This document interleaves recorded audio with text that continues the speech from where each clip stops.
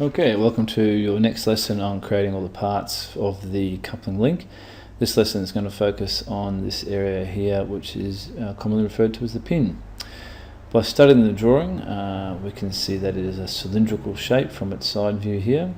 We're given a number of dimensions about its overall diameter being 40. We have some internal diameters of 32. You'll of course notice that 32 must match the 32 over here on the coupling, and the 25 then also relates to this smaller diameter here, so the retaining clip can clip over there. The distance for the shoulders, we can see here I set at 6, set at 6, 6, and if we look closely on the ends here, we've actually got what we call a chamfer.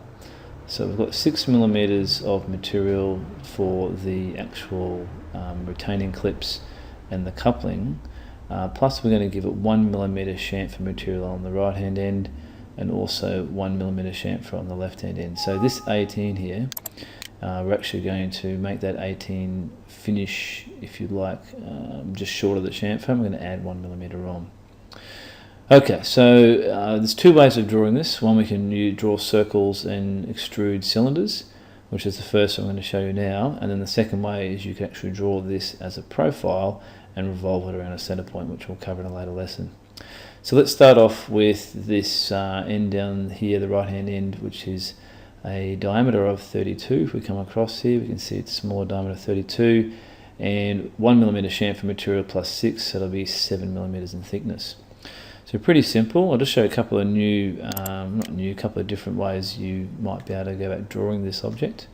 So File, New, make sure it's on part and solid, and of course we're going to call it the pin. It's pin 1, and OK again. Then it's probably a good practice to actually select the work plane that you're going to position the object in if it was sitting naturally, so to speak. So I'm going to draw this circle on this base work plane here. So if I click on sketch now, I'm looking down on top of that base work plane, put a circle on there, any old size, it doesn't really matter, and then use your select key. Now we need that one to be a distance of 32 diameter, and once that's done, we can basically just spin him sideways a bit, click OK for that sketch, and extrude that to a thickness of 7. Pretty simple, first part done, check OK.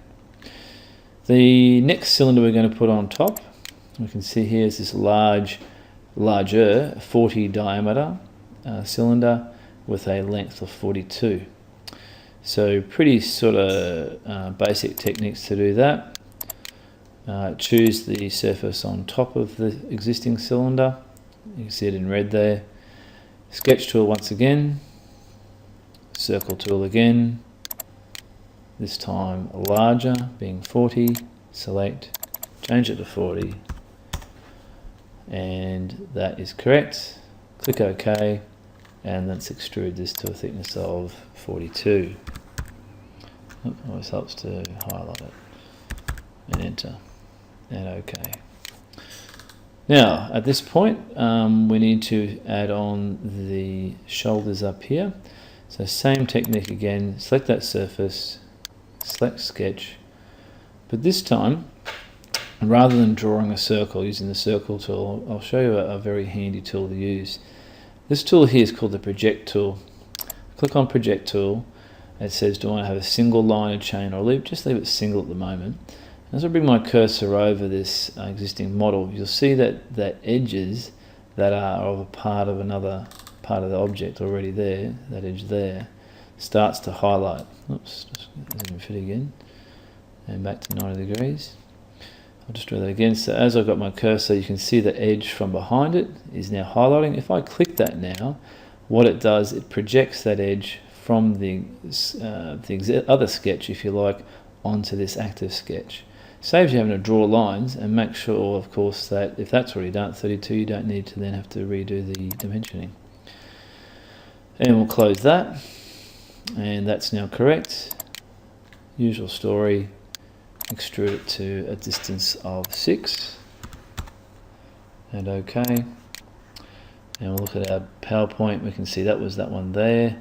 Next one is 6mm long as well, but it goes down to this smallest of diameters to represent the area for the retaining clip to go around. So it's only 25mm. Sketch on top once again. Sketch. I will have to draw a circle this time because there's nothing existing at 25. Select 25. Okay. Extrude again. 6mm. Okay to that. And the last one, if we have a look, will be a disc length of 7. 6 plus the 1mm chamfer will be 7. And a diameter of 32. So we can use our project tool again here. So last one, sketch. Project. That's the 32 there. 1, 2, and close. Okay. And make sure this one's 7. Extrude it to a distance of 7. Okay, looking nice. So the last thing to do to finish the pin off is to put the 1mm chamfer on this top edge and this bottom edge here.